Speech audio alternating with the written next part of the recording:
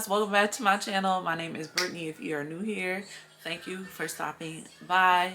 If you hear Miss Rachel in the background, I got children. Okay, today guys, we're gonna be checking out a video called Top 5 Craziest Convicts in Court of All Time. We're gonna see if they're really the top 5 craziest. Let's go ahead and get into it.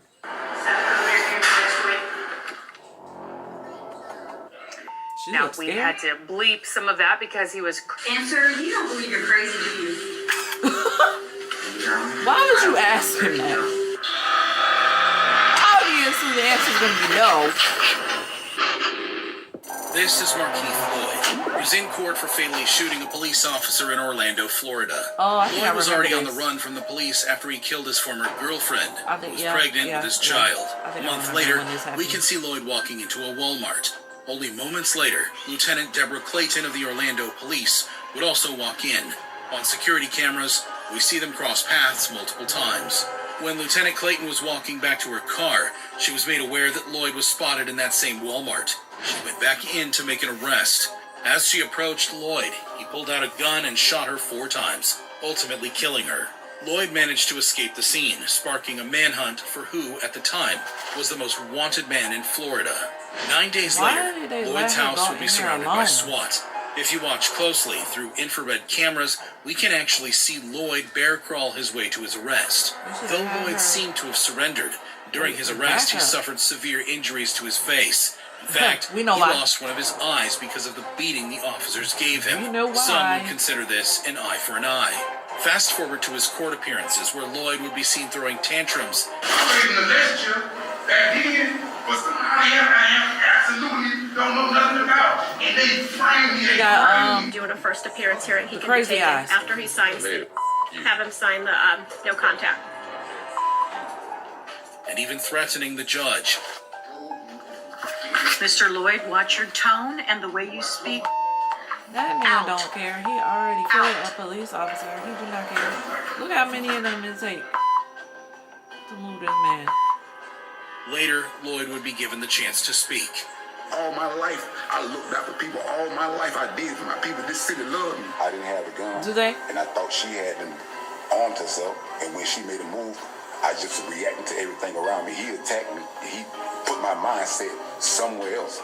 Lloyd faced a jury who ultimately recommended he receive the maximum sentence possible. We, the jury, unanimously find that the defendant, Marquee Lloyd, she's scared to give that sentence. Sentenced to death. Answer, yes. Lloyd erupted. Let's get him out, folks. Here is the moment Marquee would receive his death sentence. Lloyd is currently on death row at Union Correctional Institution. Fortunately, Lloyd was caught after only killing 2 people. However, the same can't be said for the case of Nico Jenkins, a quadruple murderer from Omaha, Nebraska. Jenkins was responsible for a series of heinous murders in a 10-day killing spree in Omaha, Nebraska. Previously, he had been sent to a youth correctional facility and served a 10-year sentence for carjacking and assault. However, shortly after his release, Jenkins embarked on a path of violence. Within a month of his release, Jenkins shot and killed 2 individuals during a robbery. He continued his spree by targeting a former inmate he had met in prison, who he shot and killed in his own garage. 2 days later, in another carjacking, he claimed his 4th victim. Although initially arrested for unrelated charges, crucial evidence like DNA and the murder weapon linked Jenkins to the killings. Prepare for a twist that will make your jaw drop. Sunglasses. You don't realize I got Nico Jenkins? You don't realize that? I got Nico Jenkins. I got you. I got your DNA at the murder scene. I got your DNA in the car. Boom. Sir. I got the weapon. He's still gonna die. I got still Nico gonna die. Jenkins. Jenkins' utter lack of remorse in the courtroom. He eventually pleaded no contest to 4 counts of first-degree murder and waived his right to a jury trial. Resurrection. Look at that. Russia. Get killed. Yelling something about a socialist revolution at our cameras, and during his hearing, yelling over Judge Peter Battalion, quote, "Let me talk, Your Honor, you're violating my human rights." Even calling Judge Battalion prejudiced, the same judge that'll oversee his trial in the absence of a jury. But right out of the gate, Jenkins made an objection. Battalion asking to what? Opting for a 3-judge panel to determine his fate. The gravity of Jenkins' actions was undeniable. The murders were deliberate, pre-selected, and purposeful. Upon being found guilty of all 4 murders, Jenkins received a death penalty sentence. Therefore, this panel finds that the death penalty is appropriate, should be, and is hereby given for each of the 4 murders by the defendant. Strikingly, he remained seemingly unfazed during this sentencing. Currently, he's incarcerated at the Nebraska State Penitentiary, awaiting the implementation of his death sentence. However, while Jenkins' behavior raised eyebrows, it's nothing compared to the explosive actions of Michael Brady during his trial. Stabbed him like 4 to 8 times. When I punched her in the face is when she fell down. And he just talked about Michael it like Brady was convicted of attempted normal murder behavior. and was facing a 24-year prison term after shooting at a North Carolina state trooper. However, things took a dark turn when he, along with 3 other inmates, brutally attacked and killed 4 prison workers using hammers and scissors at Pasquotank Correctional Institution in North Carolina. The level of violence in the attack was described as horrific, leaving a scene akin to a bloodbath. If you thought Brady would show remorse for his crimes, be prepared for his jaw-dropping conduct during the proceedings. During the trial, prosecutors argued that Brady was the mastermind behind the attack and showed no remorse for the lives lost. In the prison, they must have had issues with those guards, because why would you attack them? We know who put the actions in place to furtherance of the plan. That man. Why are he holding the weapon at him? I stabbed him like 4 to 8 times. You don't care.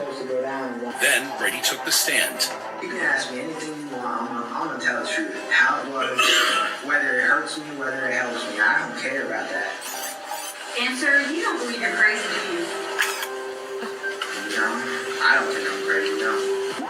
You look crazy. Your freedom meant more than their You lives. don't need to have that on you so you can.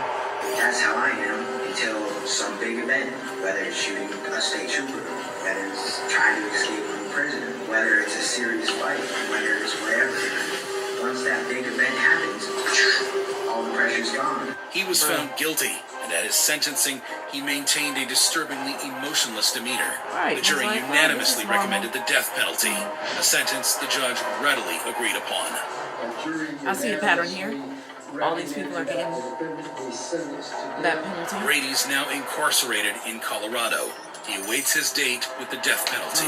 However, it's not the first time a convict was emotionless in court. Just like what happened in the notorious case of 30-year-old Bass Webb, who was charged with 2 counts of attempted murder for attempting to run over 2 jail employees with his car outside a Kentucky jail, resulting in severe injury for one, while the other narrowly escaped. While the crimes committed by Webb were reprehensible, his conduct in court will make your blood run cold. Webb was subsequently arrested and charged for his violent actions. Judge Dixon, originally assigned to preside over the case, had to recuse herself due to her connection with the victims. The most shocking moment came when Webb spat on the judge during his court appearance, earning himself additional charges. Why is he close enough to be able to spit at him like that? This disrespectful act left everyone, including his own attorney, in disbelief. Webb's violent tendencies didn't stop there. While awaiting trial, he ignited a riot among fellow inmates at the Fayette County Detention Center. He took a leading role in this chaos, even after being shot with beanbag bullets and hit with a pepper ball. He went so far as to throw a metal telephone box at officers. Webb was eventually charged with third-degree assault for these actions, resulting in a 15-year prison sentence. Later, he was found guilty of 2 counts of attempted murder for the car incident, adding an extra 37 years to his sentence, totaling 52 years. During his incarceration, Webb was linked to an unsolved murder of an ex-girlfriend. To avoid the death penalty, he pled guilty to the murder and received an additional 50-year sentence. Exactly. Years later, he faced charges for the decades-old murder of another girlfriend. Due to his time in prison, Webb's appearance and demeanor had changed, that man acts, but not his capacity to shock. I was like, Tattoos ain't no way on he his didn't do head more. bore chilling messages, including a hit list targeting judges, prosecutors, law enforcement, and the media. During his trial, evidence revealed the gruesome details of how he choked his girlfriend to death and buried her body. Yet, he remained unrepentant, even laughing during proceedings. After a lengthy trial, the jury delivered its verdict. Sentencing Webb to life in prison, with the possibility of parole after 25 years. However, when emotions run high in court, the actions of Webb and Daryl Brooks leave us questioning sanity itself. Daryl Edward Brooks Jr. faced severe charges, including murder, for driving his SUV into a Christmas parade crowd in Waukesha, Milwaukee, on November 2021. The horrendous act resulted in the deaths of 6 people, including an 8-year-old, who left dozens injured. Despite the horrifying nature of Brooks' offenses, his actions during sentencing managed to shock everyone present. Right, I need to take a break. This man right now is having a stare down with me. It's very disrespectful. He pounded his fist. I think he has. I forgot what the. During the trial, Brooks displayed a disruptive and aggressive attitude, often interrupting Judge Jennifer Darrow. In response, the judge isolated Brooks in a separate room with a monitor, muting him unless it was his designated speaking time. This was necessary whenever he disregarded the judge's authority and spoke out of turn. Like, I don't even want to be in here that much longer. Just do what you got to do so I can get up out of here. I'm tired of being in the courtroom that has no integrity whatsoever. How can you even call yourself a judge? I need to make man has mental issues. I need to make a record too. You have no integrity. When am I going to get the chance to do that? In the sentencing phase, Judge Darrow did not mince words. She emphasized that Brooks showed no remorse or empathy for his atrocious actions and made it clear that no one was safe from his destructive tendencies. The way he holds Frankly, his Mr. mouth, Brooks, no one is safe from you. This community can only be safe if you are behind bars in prison for the rest of your life. Brooks addressed the court during the sentencing, rambling on for over 2 hours, expressing confusion about the tragedy and how life had strayed from what it should be. He claimed he felt no anger and promised not to attack anyone. Yet, he did verbally attack the district attorney. The record should Where's the reflect contract between you and I? that Mr. Brooks If it's is criminal, yelling at me. what is the crime? He is. Who makes the claim? And what is I will make the record when we get back. I will step off, but Mr. Brooks, you're being taken to the next courtroom. Brooks' family attempted to argue about his mental state, but the judge swiftly dismissed this argument. Nobody want to hear that. He done took the lives of people. How could life ever get this far away from what it should be? When you ran over people? Regardless of what a lot of people may think. Innocent people that didn't do nothing to you. About me, about who I am, about my family, about my beliefs. I know who I am. God knows who I am. Oh, he does. And I don't have any words of anger, but any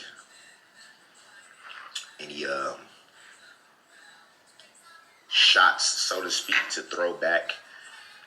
As I said before, I had to look inside myself and understand why the comments were being made. Why people feel the way they feel, and they have the right to. Stating that mental health wasn't an excuse for his actions. She emphasized that he knew the difference between right and wrong, and that his heart was bent on evil. After a tense trial, the jury found Brooks guilty on all 76 counts related to the attack, including 6 counts of first-degree intentional homicide. This court is imposing a life sentence without the possibility or eligibility for extended supervision consecutive to one another. Judge Jennifer Darrow sentenced him to 6 consecutive life sentences and added 17 and a half years for each of the 61 counts of first-degree recklessly endangering safety with a dangerous weapon. 1 life sentence for Virginia Sorensen. 1 life sentence for Leanna Owen. 1 life sentence for Tamara Duran. 1 life sentence for Jane Kulik. 1 life sentence for Bill Hospital. If you thought these reactions were shocking, you'd be amazed at this video of school shooters who showed no remorse. I'm not amazed. I'm gonna have to find that video and check that out next. I wouldn't be amazed by that. Of course, a school shooter is gonna have no remorse. Again, sorry if you hear Rachel in the background. Anyways, all those people were crazy. They deserved the sentences they got because they had no remorse, clearly.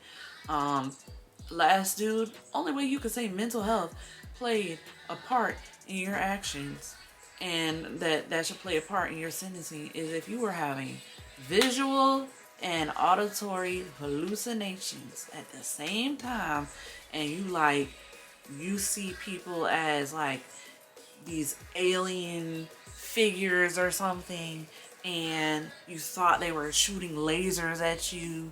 That's why you drove your car in a panic or something. No, but that's not what happened. So I'm sorry that you deserve that. And even if you had visual and auditory hallucinations, you still took people's lives away from them. So then you would still have to have some sort of consequence. Whether you are committed to a psych ward for the rest of your life or something, you can't just be walking out here freely. I don't know how you would think that that's even an option for you. That's crazy. That last one and the first one got to me the most. Like, don't kill pregnant women. Don't take out children. What is wrong with y'all? It's bad enough taking out adult people, but the little ones, like, they didn't even get to live their life yet and they didn't do anything to you. Come on. Let me know in the comments down below how you felt about this, who you thought was the most crazy in the courtroom out of all 5 of these people. And then also, don't forget to give this a big thumbs up if you enjoyed the video. It helps me out in the YouTube algorithm. And also, make sure you don't forget to subscribe down below. Turn on your post notifications. It'll alert you of my future uploads. And then I'll see you guys in the next video. Alright? Peace out, guys.